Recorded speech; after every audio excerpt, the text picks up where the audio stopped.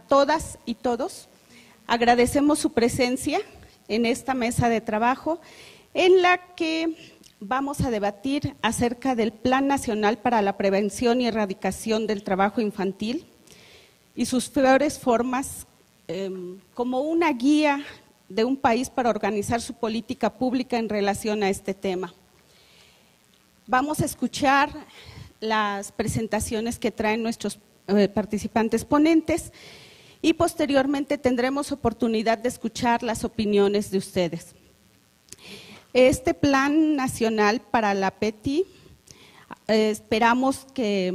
nosotros sabemos que el plan debe abordar temas relacionados con los derechos de la infancia y la adolescencia, porque son los máximos referentes de la Convención sobre los Derechos de los Niños, el convenio de la OIT número 138 y el 182, que por cierto, hoy por la mañana durante la inauguración y con la presentación del video del secretario del Trabajo, el licenciado Alfonso Navarrete Prida, hemos escuchado que hay un compromiso por ratificar ese compromiso 138. Creo que para todos los involucrados en el tema es un anuncio importante. Sabemos que debemos tocar estos temas, que es el de educación, el de empleo, el de vivienda, el de salud, el de protección social e incluso el de crecimiento económico, que son los temas importantes para esa erradicación y esa prevención que se requiere. Y bueno, hoy vamos a contar con la presencia, les comento, de las 4 ponencias que vamos a tener hoy. Ellos van a presentar sus temas y posteriormente entraremos a las preguntas de debate. Por supuesto, les pedimos que sea al final de las intervenciones cuando ustedes tomen nota y hagan sus preguntas para ser mucho más ágil.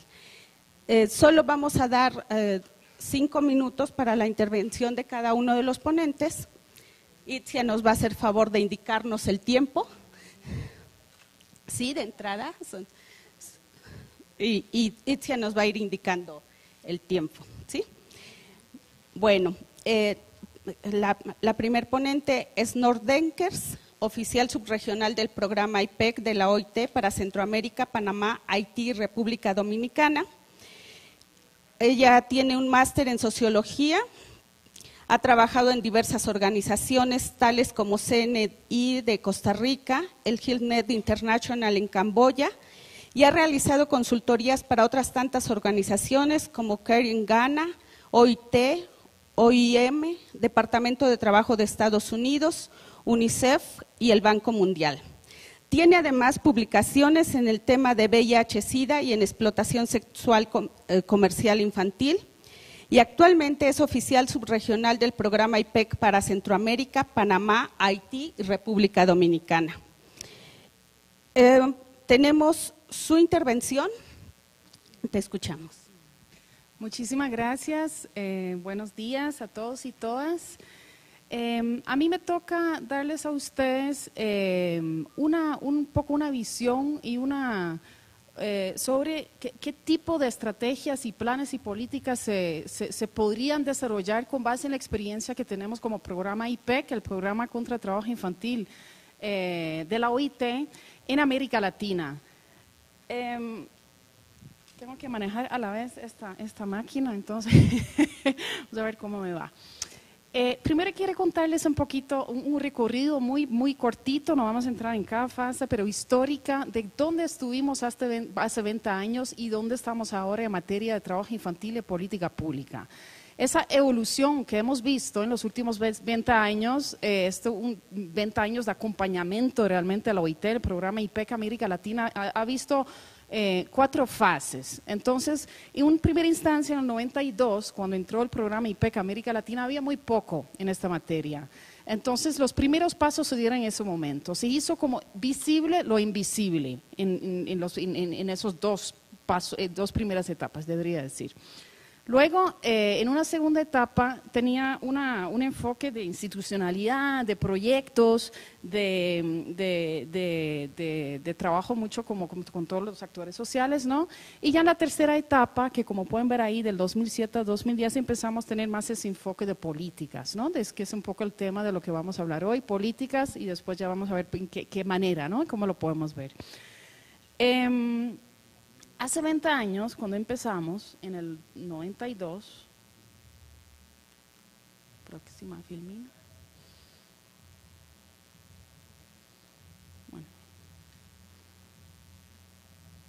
Bueno, no está pasando. Entonces, igual les voy a ir contando.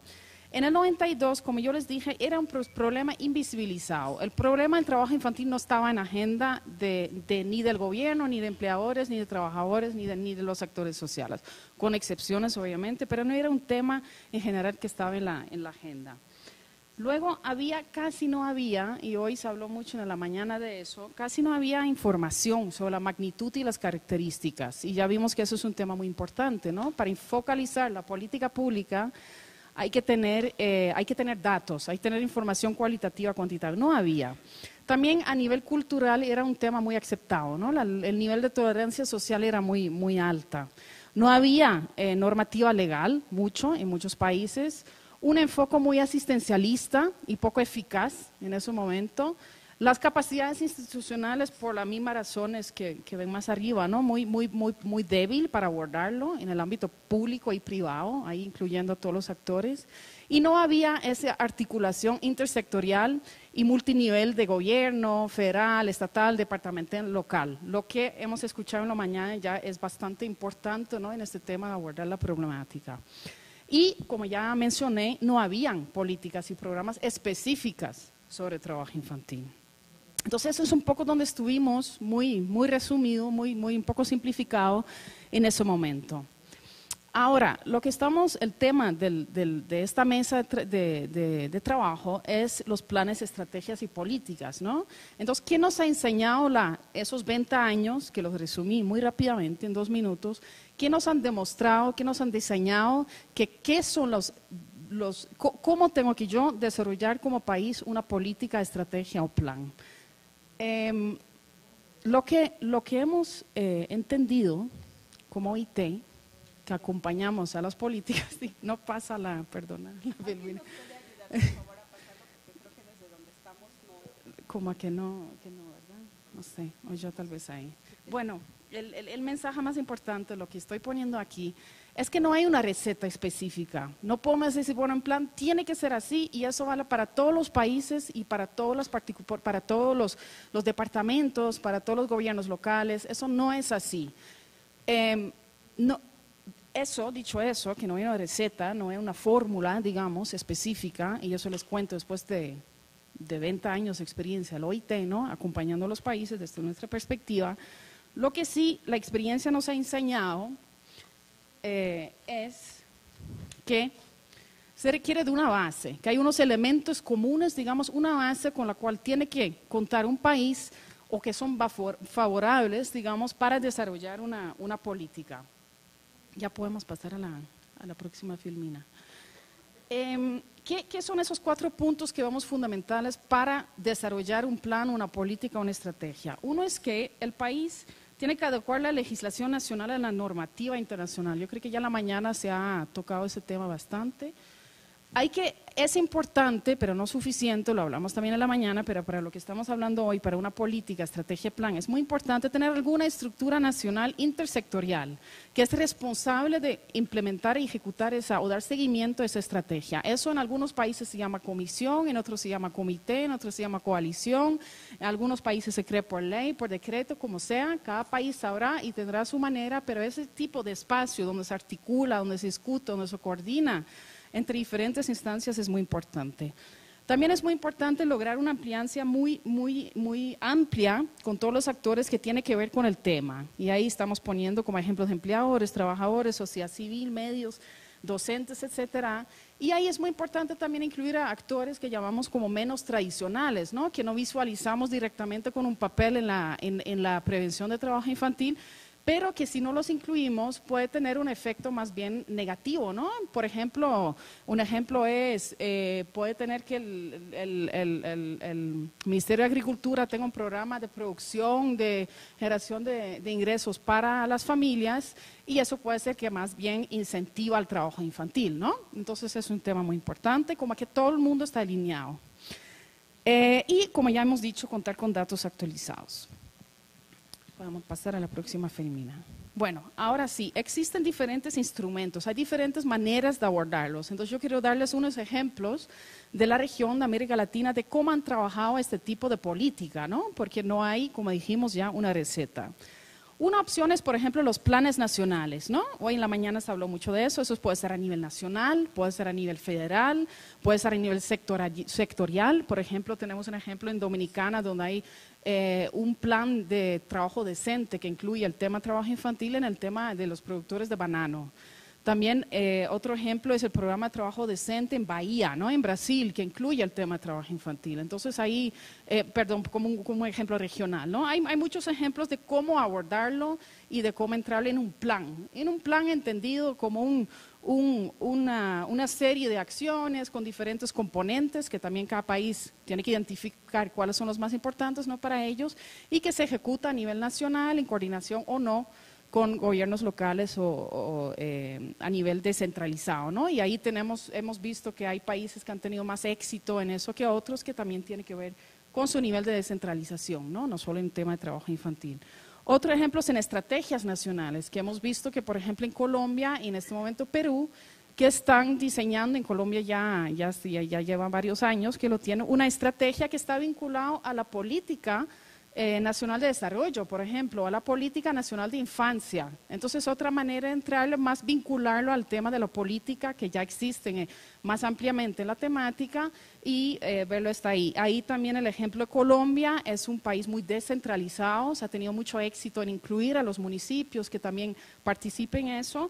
En Perú un poco menos y se ha optado por validar esta estrategia con modelos pilotos en zonas, una zona rural, una zona urbana, que se después va a ampliar viendo lecciones aprendidas y buenas prácticas, no mejorando a nivel nacional. Entonces, eso es la estrategia más de este enfoque de políticas. Otro ejemplo, que es el ejemplo de Centroamérica, ahí los 7 países de la subregión cuentan con hojas de ruta, que la hoja de ruta es esencialmente una reorganización, una articulación de todas las políticas que hay en el país, de salud, de educación, de lucha contra la pobreza, y donde se ha visto de qué manera pueden incidir, y eso se ha organizado todo en un solo instrumento, digamos. Entonces, desde las políticas que sabemos que influyen, ¿no? Que tienen algún papel, y se ha reordenado en que se llama la hoja ruta y que está relacionado directamente con la agenda hemisférica, entonces con las 2 metas del 2016 que hemos escuchado en la mañana y 2020. Otro ejemplo es la inclusión en las políticas universales, que México es un ejemplo, ¿no? En la mañana también lo escuchamos, el programa Oportunidades ha tenido un impacto sin querer, para decirlo de alguna manera, ¿no? No es un objetivo directo para un impacto muy exitoso en la reducción de trabajo infantil, pero quedamos aún con 3 millones de niños que están en un núcleo, para decirlo duro, ¿no? Donde no hemos llegado y donde a rato hay que pensar en políticas más focalizadas, ¿no? Un plan focalizado, una estrategia, una hoja de ruta, como se llame. Entonces, pero todo son maneras y depende de las particularidades del problema del país, que tiene el país, ¿no? Dónde están los niños, en qué, de la capacidad institucional, el tema de fondos, de todo, ¿no? Tengo un minuto, entonces ya vamos a terminar. ¿Cuáles son los elementos, aunque yo he dicho que no hay receta y que hay esas maneras, ¿no? de desarrollar una política, cuáles son los elementos en común que hemos visto, que hay que tener en cuenta cuando un país va a diseñar una política? Tiene que ser formulada de manera participativa y yo creo que eso no lo podemos enfatizar lo suficiente. Si no se incluye a todos los actores que tienen un papel directo e indirecto, es bien difícil, e incluso se podría incluir a los niños, ¿no? Que se ha visto también en varios países, que obviamente es muy, muy bueno. Tiene que incluir ciertos ejes transversales, que también depende del país también, ¿no? Pero hay unos fundamentales: interculturalidad, el tema de población indígena, perspectiva de género, migración. En la mayoría de los países es liderado este proceso de creación de comité, desarrollo de políticas por el Ministerio de Trabajo, que es rector en el tema de trabajo infantil, pero siempre en coordinación, obviamente, con otros ministerios. Del otro punto ya lo hemos visto, el interinstitucional, y muy importante, tenemos que monitorear y dar seguimiento no solo a los niños que trabajan, tener un registro, pero también a la misma política. Yo tengo que saber si lo estoy implementando bien, tengo que identificar los obstáculos, por qué no estoy implementando bien, dónde están los avances y qué puedo replicar. Ahora los desafíos. La última, ya. ¿Qué son los desafíos que hemos visto con esta experiencia, ¿no? En los países que ya cuentan con esas estrategias, planes, políticas, hojas de ruta? El tema de la identificación de los niños. ¿Dónde están esos niños trabajando y cómo llegan yo lo identifico en el Ministerio de Salud, para un ejemplo, pero ¿cómo llego yo a restituir el derecho de este niño? ¿Cómo hago que pasa por todo ese camino, ¿no? Por todas las instancias que tienen algo que ver. Para eso hay que tener un sistema de registro que no muchos países lo tienen. Chile tiene uno muy fuerte en el tema peores formas, Colombia tiene uno muy bueno ya establecido, Brasil obviamente muy poderoso en eso, pero varios países más que todo, también en Centroamérica, ¿no? Que conozco mejor, están todavía ahí como que hay mucho trabajo que hacer. Los protocolos para ese mismo camino, ¿no? Esa ruta, ese itinerario de como restitución de derechos es muy importante y no todos hemos logrado detenerlo en todos los países. El seguimiento ya lo mencioné, y hay temas que, bueno, aquí los llamamos temas emergentes, como el trabajo adolescente permitido, ¿no? El trabajo decente para adolescentes que sí pueden trabajar, no solo concentrarnos en los que no pueden trabajar, pero ¿qué pasa con los chicos de 15 a 17 que sí en ciertas condiciones pueden trabajar? El tema de la informalidad, donde están la mayoría de los niños, la desigualdad, que ya lo hablamos en la mañana, y la América Latina, la región con más desigualdad. El enfoque ciclo de vida, si yo ya desde los 0, 1, 2 años tengo atención, digamos, para los niños, estoy preveniendo de alguna manera el trabajo infantil. Integración de actores menos tradicionales que ya mencioné, pero ahí, por ejemplo, ministerios de Economía, ministerios de Finanzas, ministerios de Agricultura, ministerios de Turismo, que tal vez ministerios de Cultura, y ahí una lista no exhaustiva, lo que estoy mencionando, pero que en primera instancia no relacionamos con el tema, pero tiene un papel. Y la asignación presupuestaria, que está casi como penúltima, pero obviamente es muy importante. Tiene que tener una asignación presupuestaria a estos planes, estrategias y políticas, porque si no, se queda una declaración de buenas intenciones, un listado de cosas que hacer, pero no los vamos a hacer. Entonces, bueno, ese es muy rapidito, tratando de respetar el tiempo, lo que hemos aprendido, lo que vemos como desafíos en la región en este tema. Muchas gracias.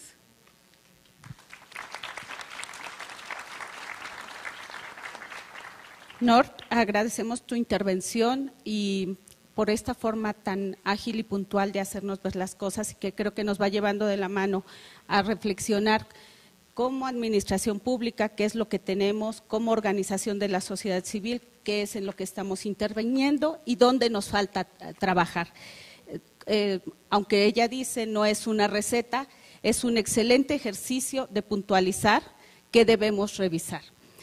Ahora vamos a tener la intervención de la licenciada Claudia Castelo Rebollar, colaboradora de la senadora Angélica de la Peña. Desafortunadamente la licenciada Angélica de la Peña Gómez no pudo estar, pero está excelentemente representada por Claudia Castelo Rebollar, quien es licenciada en Sociología y presidenta de Mujeres Frida. Muy bien, muy buenos días a todas y todos ustedes. Justamente el día de hoy la senadora Angélica de la Peña está trabajando, y esto es una primicia para todas y todos, sobre la Ley General Integral de Protección de Niñas, Niños y Adolescentes.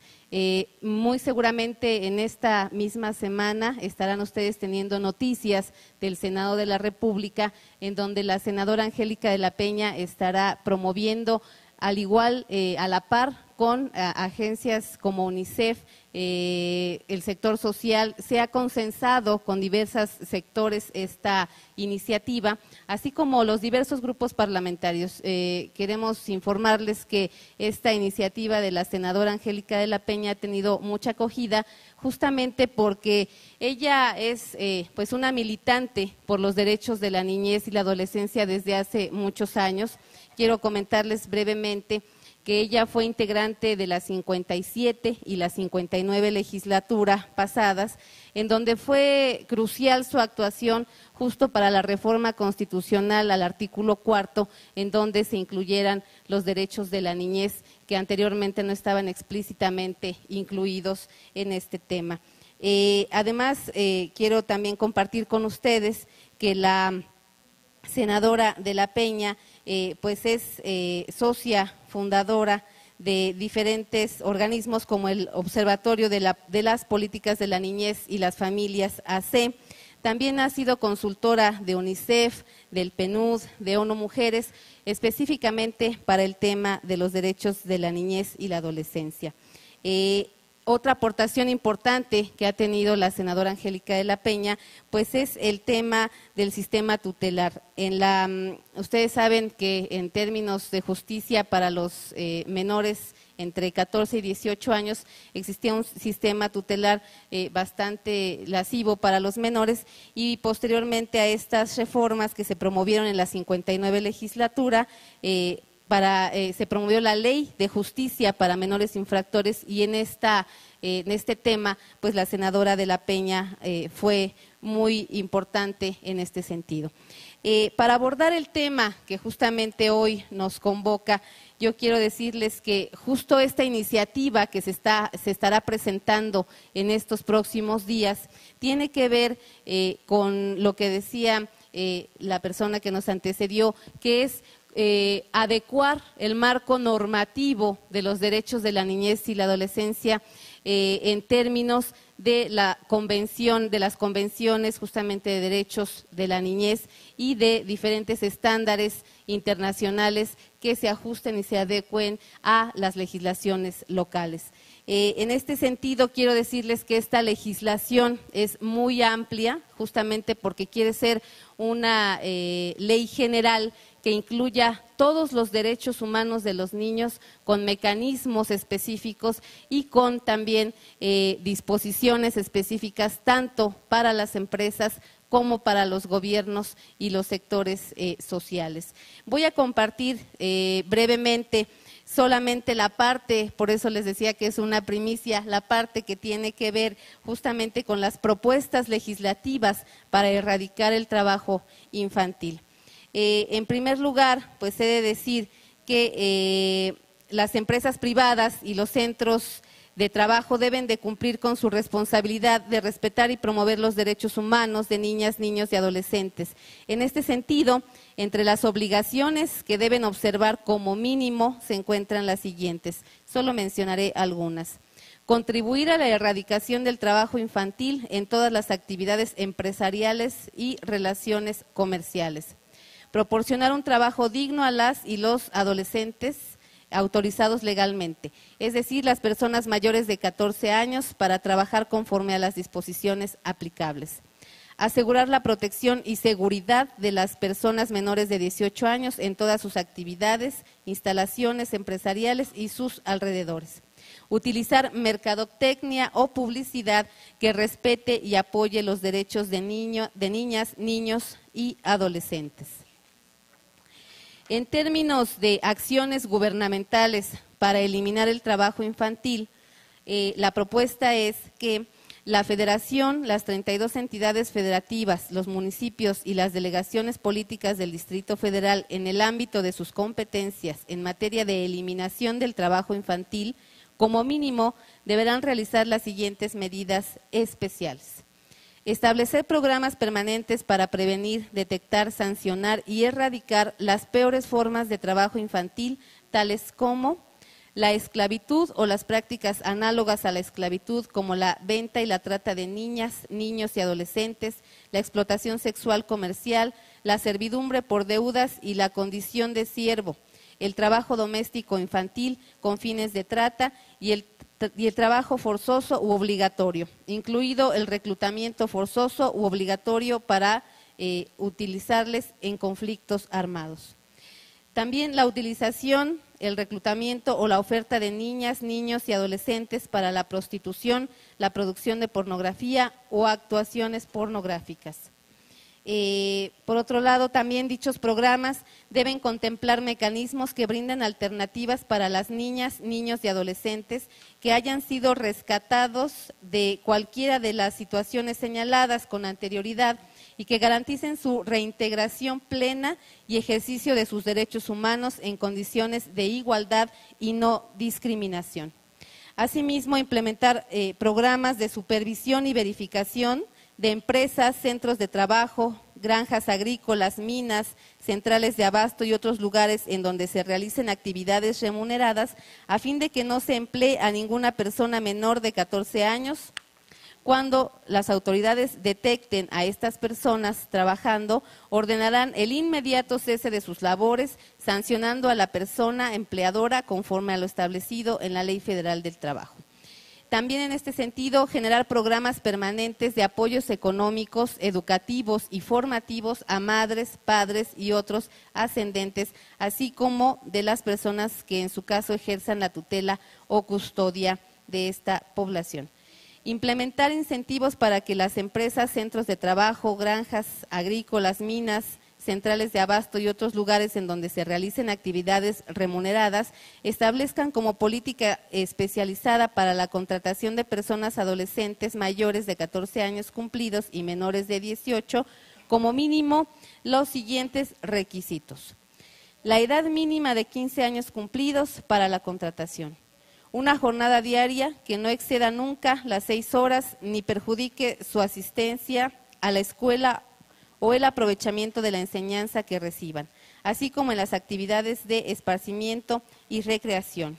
La autorización de la Secretaría del Trabajo y Previsión Social para llevar a cabo la contratación. La autorización de madres, padres y otros ascendentes, así como de las personas que ejercen la tutela o la custodia. El certificado médico que acredite la aptitud para el trabajo, el pago obligatorio por vacaciones anuales, días de descanso, festivos y aguinaldo, la utilización de fondos de ahorro y becas que les permita continuar en el sistema educativo, autorización para licencias por maternidad o paternidad y la inscripción a la seguridad social. Asimismo, prohibir y sancionar el empleo de personas mayores de 14 años cumplidos y menores de 18 en trabajos peligrosos o riesgosos. Implementar programas permanentes dirigidos a las personas mayores de 14 años cumplidos de esta población y otorgar becas educativas que les incentiven a permanecer en el sistema educativo, desarrollar mecanismos de reinserción educativa acorde a los horarios y actividades laborales. Por último, quiero mencionarles algunas acciones gubernamentales para regular el trabajo doméstico, justamente realizado por personas menores de 18 años. Quiero comentarles que la propuesta es implementar programas a cargo de la Secretaría del Trabajo y Previsión Social para prevenir, detectar, sancionar y erradicar el trabajo doméstico infantil con fines de trata de personas realizado por personas menores de 14 años. Algunas propuestas son las siguientes. Impulsar programas de regularización de la calidad migratoria dirigido a las personas mayores de 14 años que realicen trabajo doméstico desde la Secretaría del Trabajo y Previsión Social, en coordinación con el Instituto Nacional de Migración. Implementar un programa permanente de supervisión y verificación de las condiciones laborales, observando como mínimo lo siguiente. Cumplan con la edad mínima de 14 años, tengan un contrato por escrito, una jornada diaria que no exceda nunca las 6 horas, la autorización de madres, padres y otros ascendentes, un certificado médico que acredite la aptitud para el trabajo, el pago obligatorio por vacaciones anuales, días de descanso, festivos y aguinaldo, autorización para las licencias por maternidad o paternidad, inscripción a la seguridad social, descanso mínimo diario nocturno, de 9 horas consecutivas, no sufran acoso y hostigamiento sexual, así como hostigamiento laboral. Generar programas permanentes de apoyos educativos y formativos a madres, padres y otros ascendentes con el objetivo de concientizarles que el trabajo doméstico realizado principalmente por las niñas y los adolescentes en el hogar puede constituirse como una forma de trabajo infantil que interfiere con su salud, sano desarrollo y perjudica su asistencia y permanencia en la escuela. Finalmente, comentarles que es importante mencionar que no se debe criminalizar a madres y padres y otros ascendentes cuando por situación de pobreza permitan que sus hijas e hijos menores de 14 años de edad realicen actividades laborales. Es obligación de la Federación y las entidades públicas tendientes a erradicar gradual y efectivamente el trabajo de niñas y niños menores de 14 años de edad. Muchísimas gracias. La parte de los empleos, puede ser que se necesite o no, pero también hay veces que como parte de la cultura del mexicano, eso también está inmerso en algunas partes de la sociedad, no en todos lados, ¿no? Nada más quería complementar eso. Sí, escuchamos la siguiente. Buenas tardes, Armando Gómez por la Federación Obrera de México. Voy a tratar de ser un poquito más breve. Creo que es importante puntualizar la importancia de las políticas públicas y de todas las estrategias que las impulsan, tales como este cuarto encuentro internacional contra el trabajo infantil. Sin embargo, creo también que el éxito de una política pública está en su capacidad de ser palpable a la inmediatez de la cotidianidad de las personas. Ya la ponente Nord Denkers ha puntualizado muy bien la importancia de la intervención en los ámbitos locales, una idea que yo comparto también mucho, ¿no? Creo que el ámbito local es el ámbito primordial de donde parten estos cambios. Sin embargo, para el caso de México, particularmente en las zonas rurales, los gobiernos locales carecen de mucha preparación. Tenemos particularmente ayuntamientos integrados por servidores públicos con escasa capacitación. En ese sentido, la pregunta es, ¿qué tanto limita esta situación la aplicación eficiente de esas políticas focalizadas, locales, muy puntuales? ¿Y cuáles podrían ser las alternativas para implementarse ante esta situación? Gracias.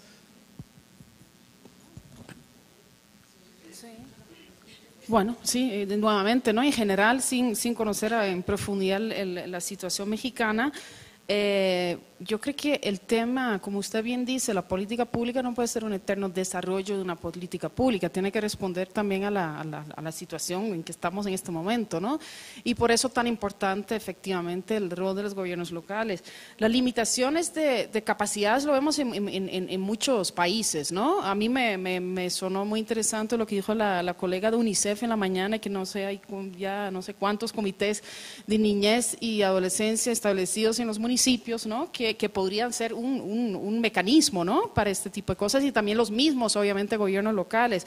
Yo creo que entonces tiene que ir acompañado por un fuerte proceso de capacitación de los mismos funcionarios encargados y de los mismos municipios o comités, no sé exactamente qué hay, ¿no? Ustedes me corregirán, en los gobiernos locales, y si eso es una limitación, que lo vemos en muchos países, porque no ha bajado realmente del nivel central, con excepción como los ejemplos que mencioné, ¿no? Colombia, en Guatemala también se tienen los departamentos regionales, con comités regionales, donde también la OIT está haciendo un acompañamiento en el tema de capacitación, y otros organismos, ¿verdad? El mismo ministerio también.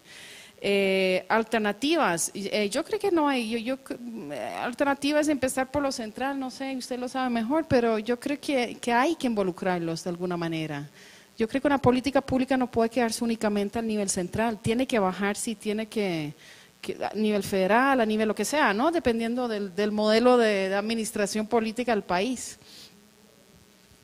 De hecho, concuerdo contigo, es decir, Básicamente no puedes operar, tú puedes diseñar a nivel central lo que quieras, si tienes que operar a nivel local, con lo que es el nivel local en términos de gobernanza en nuestro país, ¿no?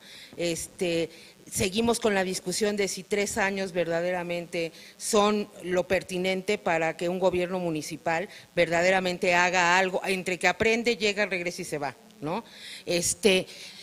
Pero hay experiencias y creo que una de ellas es la parte de estos comités que son como en todo desiguales, ¿no? Hay lugares en donde sí funcionan, hay otros que son comités básicamente de papel, ¿no? Pero sí creo que un proceso de capacitación y de sensibilización en esta lógica sería una de las, digamos, de las estrategias. La otra es, espacios en lo local como lo que se hizo hace algunos años en el estado de Sinaloa, ¿no? Que eso te habla de las diferencias. No es lo mismo el estado de Sinaloa o el noreste del país, en estos municipios completos, por ejemplo, de recepción de jornaleros agrícolas, de trabajo intensivo en la agroexportación, ¿no? Con las grandes industrias, en donde sientas estos comités, no nada más a la gente, digamos, el trabajo local no nada más es del gobierno local, sino los empresarios, las organizaciones, en este caso la Junta de Asistencia Privada y la Federación, armando estrategias y tratando de armar estrategias, digamos, integrales, ¿no? En algún momento se avanzó así en el estado de Sinaloa. UNICEF trabajó mucho durante un buen rato un programa educativo de aula inteligente que trataba, digamos, de exactamente de revertir la focalización hacia la universalización, ¿no? A la vez de que necesitamos acciones afirmativas y focalizadas, también tenemos que entender que la lógica de las políticas públicas era así. Es una base grande de universalización y lo que estamos haciendo ahora con los programas focalizados es hacer un rombo, ¿no? Y entonces, digamos, si tenemos un sistema educativo nacional, como yo siempre decía, todos los mexicanos tenemos derecho a tener el peor, pero todos, ¿no? Y no tener PRONIM, tener a CONAFI ahí arañándose por tratar de atender a estos niños, por ejemplo, por hablar de los jornaleros agrícolas. Entonces sí, creo que lo que sí hacía falta y que creo que hay que seguir empujando es, necesitamos una estrategia nacional, porque si no tienes la estrategia nacional también como que se quedan en la temporalidad de lo local, ¿no? Y luego para volver a regresar es lo mismo, entonces yo creo que sí tendríamos que empujar también como que de los dos lados, ¿no? Bueno. Sí, se aplauda, se vale aplaudir.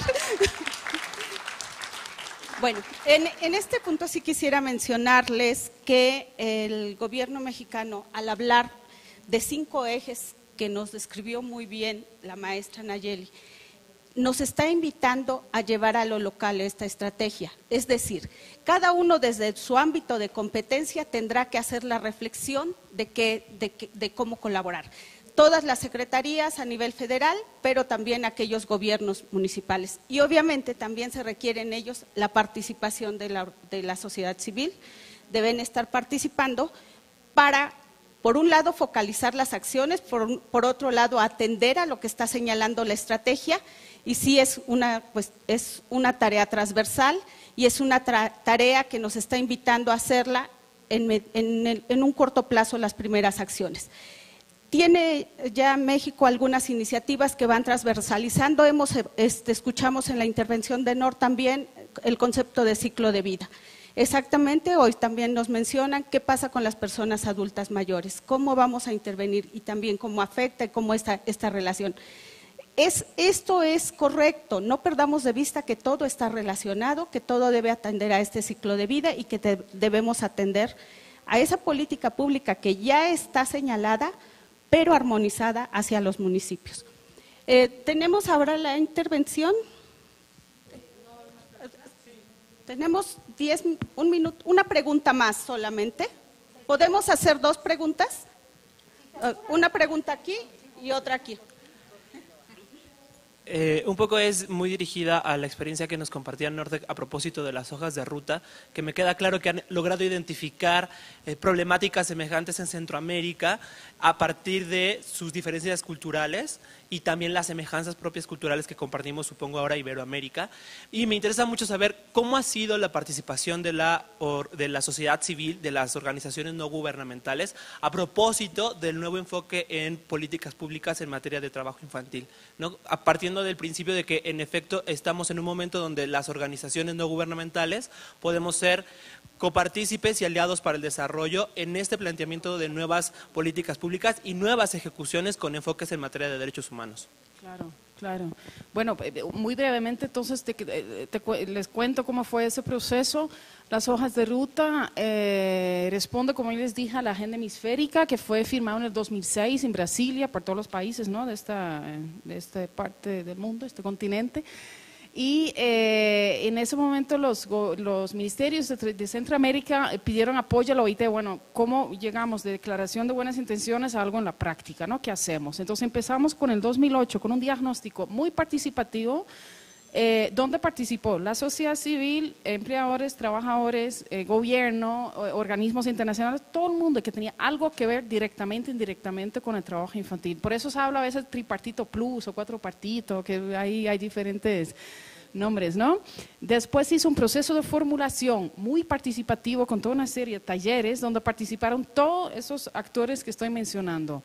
Las hojas de ruta, vale la pena mencionar, se dividen en dimensiones, que le llamamos dimensiones. Una es pobreza, lucha contra la pobreza, salud, educación, marco normativo, movilización social y generación de conocimientos. Y como se organizaron los países con general, cada uno sus particularidades, pero el mecanismo es similar. Cada dimensión tiene o tenía, algunos no están funcionando también, una mesa de trabajo por dimensión, con un líder. Entonces en pobreza era el de programa de transferencias, en decisión del país, ¿no?, obviamente. En salud, Ministerio de Salud, en marco normativo, bueno, quien sea, ¿no?, en movilización social, empleadores o trabajadores o sociedad civil, depende del país. Esa fase de formulación fue entonces muy participativo y fue desde las políticas. Entonces, desde la política de salud, se analizó, bueno, ¿qué puedo hacer yo desde políticas de salud para incidir en la prevención de trabajo infantil? O tal vez ya lo estoy haciendo sin saber, ¿no? O tal vez cambiando una cosita en, por ejemplo, mi sistema epidemiológico, agregando un indicador que a rato ni cuesta tanto, ya me da un montón de información con lo cual yo puedo focalizar más mi política, ¿no? Igual para educación, igual para pobreza. Esa fase de formulación quedamos con una hoja de ruta muy amplia, porque las metas son 2006-2020, entonces quedamos con un documento con muchas matrices, además presupuestado, porque la ventaja de que estaban las instituciones, las ONG, privado, público, todo el mundo, de una vez iban viendo, bueno, ¿cómo incluyo yo con lo que estoy proponiendo, lo que voy a hacer en mi plan nacional, en mi plan operativo anual, ¿no?, binanual, o cómo funciona la institución? Entonces de una vez, pum, se presupuestó. Luego, porque podíamos con ese marco muy amplio, después se hizo un ejercicio de programación, y ahí un poco en la línea de lo que dijo Nachili, para no hablar de un plan otra vez, porque sentimos que para los países centroamericanos los planes nunca estaban vinculados, sin desacreditar, porque hay planes vigentes, por ejemplo, en explotación, pero no tenía ninguna vinculación con la política, era una lista de cosas que hay que hacer. Pero después era muy difícil, nunca se monitoreaban, no se evaluaban tal vez, pero no...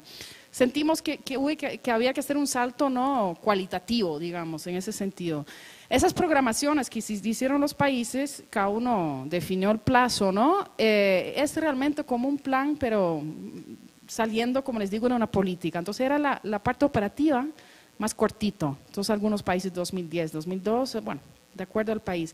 Y eso es lo que se está implementando ahora en todos los países. Algunos países como Dominicana, Guatemala ya están en la segunda ronda de programación, reprogramación la llamamos, no sé cómo lo vamos a llamar después, reprogramación o algo así, hasta el 2020, y aprendimos ya mucho, estamos analizando, bueno, que aprendemos de esa también un poco nuevo para el IPEC, ¿no?, para el OIT, que hemos acompañado este proceso. Y muy importante, en varios países, y lo estamos tratando de apoyar en todos los países, lo que tienen los países es un sistema monitoreo de evaluación de la misma, lo que les mencioné, de la misma política, de esa hoja de ruta, ¿no?, que realmente es una articulación, un conjunto de un montón de políticas, pero las partecitas que tienen que ver con trabajo infantil, todo en una matriz, digamos. Entonces, está muy temprano para decir que si realmente funciona muy bien o que es un poco, estamos en eso, ¿no?, viendo que esta fórmula qué beneficios tiene, pero sí sentimos que, hablo por Centroamérica, no en comparación con los planes que había, sí hay un cambio de mentalidad, hay un cambio es un foco política. Y en varios países esa política y tan importante, esta oportunidad que tú mencionaste, están involucrados en los planes nacionales de desarrollo, entonces está vinculado y por eso también tiene presupuesto, porque lo que está en Plan Nacional de Desarrollo existe, si no, no existe en muchos países, ¿no? Tú lo puedes decir, pero no existe. Y en algunos países como Honduras, por decreto presidencial, se ha declarado política pública en materia de trabajo infantil. Entonces, eso es un proceso bien interesante que yo creo un poco diferente que en los países del sur, y yo creo que México podría coger un poquito todo, ¿no? Y ver qué le sirve, digamos. Sí, y nada más agregando, el programa IPEC en México cierra en un ciclo exactamente en febrero del año que entra.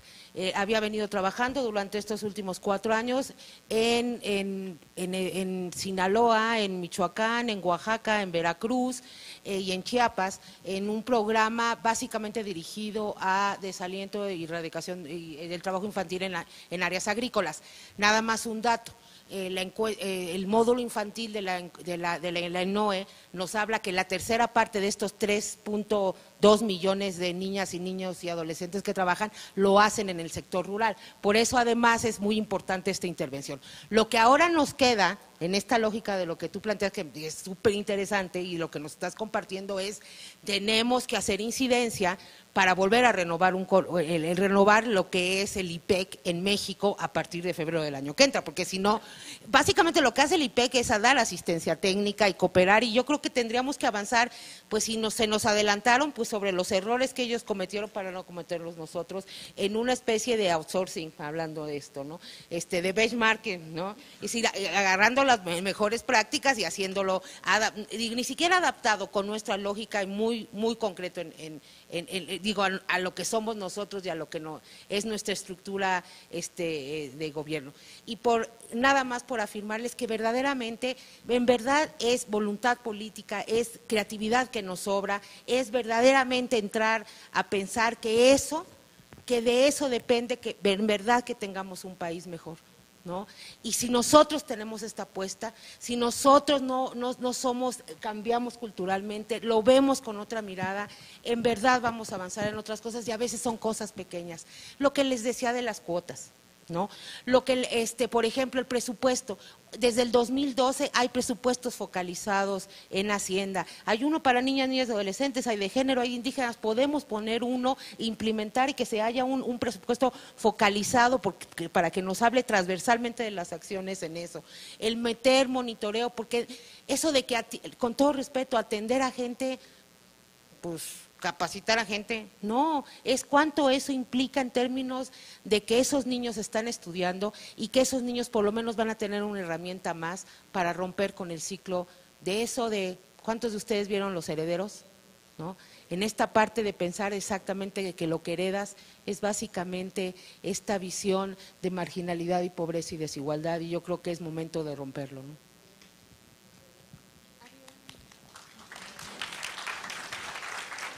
¿Tenemos otra pregunta? Sí.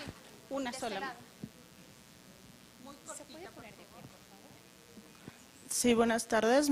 Mi nombre, vengo representando a Comité de Ciudadanos en Defensa de Derechos Humanos. Nosotros hemos trabajado durante 2 sexenios en política pública, sobre todo en materia de derechos humanos. Mi pregunta es para todos, porque creo que falta mucha información en estadísticas, en programas, en estudios que se han hecho tanto en este país como en otros y que están trayendo muchas prácticas que no son viables de alguna manera. Nosotros hemos visto que hay programas de gobierno, tanto federal y local, que no van acorde a estas políticas públicas internacionales. Y voy a mencionar una, el hecho de que dicen que se criminaliza la pobreza.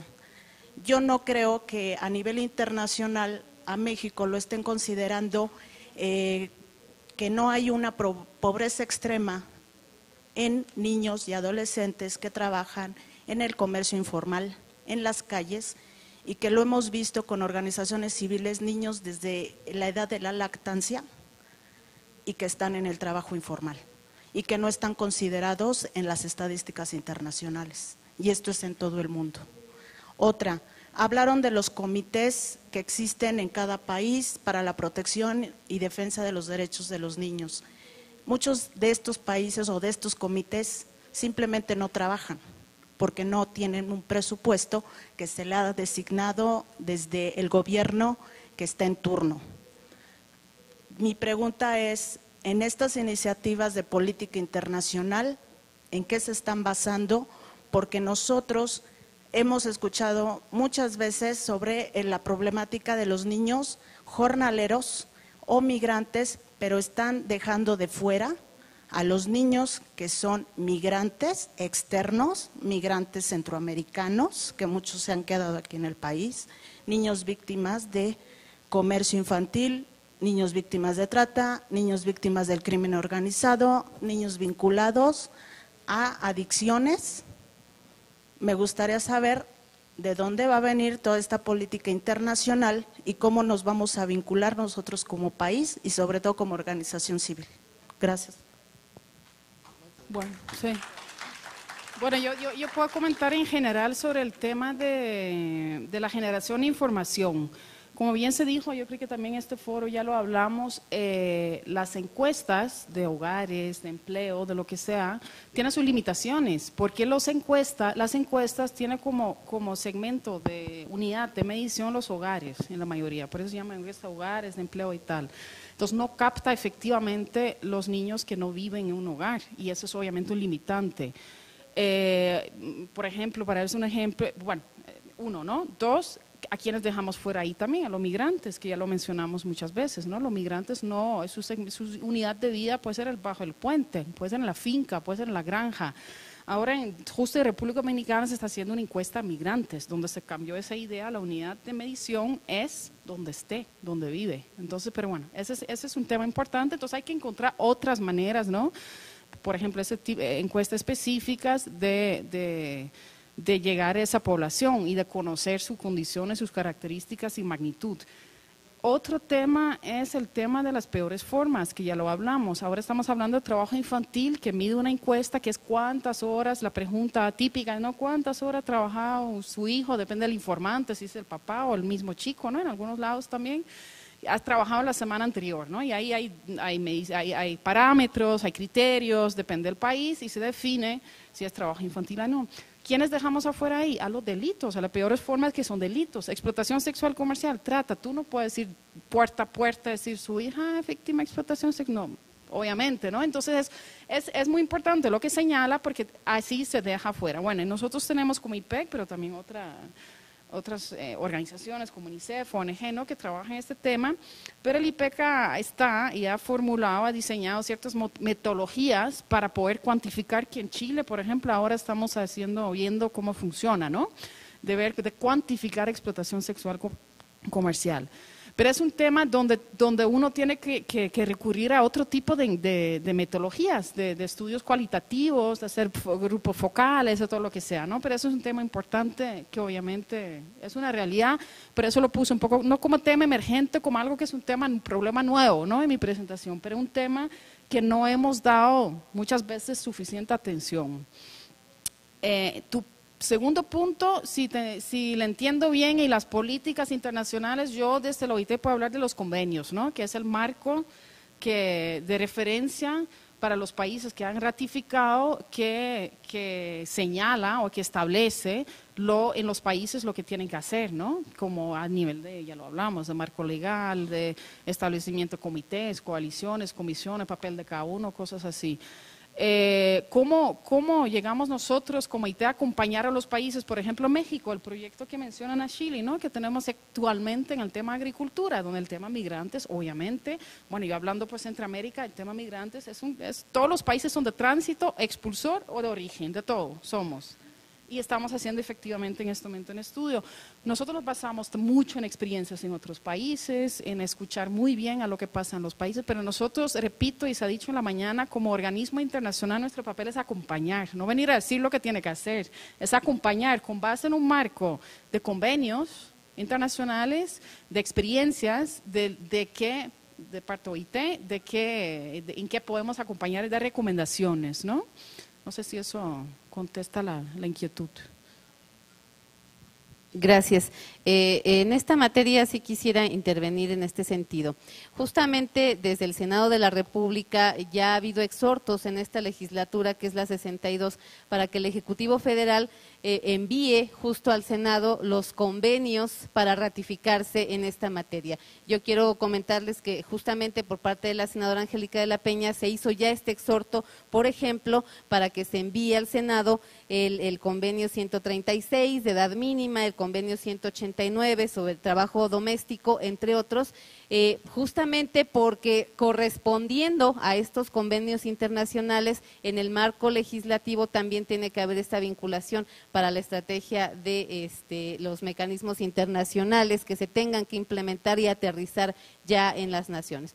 Por otro lado, sí comentarles también que en esta propuesta que se está generando en el Senado de la República, lo que contempla es un sistema nacional, es decir, un mecanismo integral de articulación entre diferentes órdenes de gobierno, pero también con la sociedad civil, con las agencias especializadas, para atender esta problemática de los derechos de niñas, niños y adolescentes, no solamente como en el tema de hoy de trabajo infantil, sino en un esquema más digamos, holístico de todos los derechos de la niñez. Entonces, en este sentido, también decir algo específico. La propuesta que se maneja desde el Senado contempla, por ejemplo, a las empresas que como sujetos obligados al respeto de las disposiciones que se están estableciendo en el trabajo infantil, porque ciertamente son las agencias internacionales, la dimensión legislativa, la sociedad civil, pero también debe de haber en este marco legal una obligatoriedad a las empresas a respetar estos derechos y estas disposiciones, por eso es tan importante que se hagan foros en este sentido. Y finalmente decirles pues que por parte de la senadora Angélica de la Peña nos ha pedido poner a disposición y abrir las puertas del Senado justamente a las organizaciones de la sociedad civil para que se reciban las propuestas y las intenciones pues de aportar en el marco de esta dimensión cualquier alternativa que ustedes pudieran ofrecer en este sentido. Gracias. Con esta respuesta damos por concluidas las intervenciones. Creo que el objetivo de esta mesa, que es plantearnos, necesitamos un plan, qué acciones necesitamos revisar, ha sido respondido. Lo que nos está diciendo es, lo que necesitamos es una estrategia. Hoy tenemos 5 ejes estratégicos que deberán ser revisados y desde ellos revisamos también nuestra participación como ciudadanos, como funcionarios públicos, como investigadores y todo en el marco también de esta ruta que nos está señalando tanto experiencias exitosas como experiencias en proceso, pero de las que podemos aprender. Les invitamos ahora a pasar al siguiente salón. Tenemos una conferencia magistral. Todavía no, después de la conferencia magistral. Ok, tenemos un receso para la comida y posteriormente es la conferencia magistral. Muchas gracias a todos ustedes. Between the stage lights and the sweat, oh, she will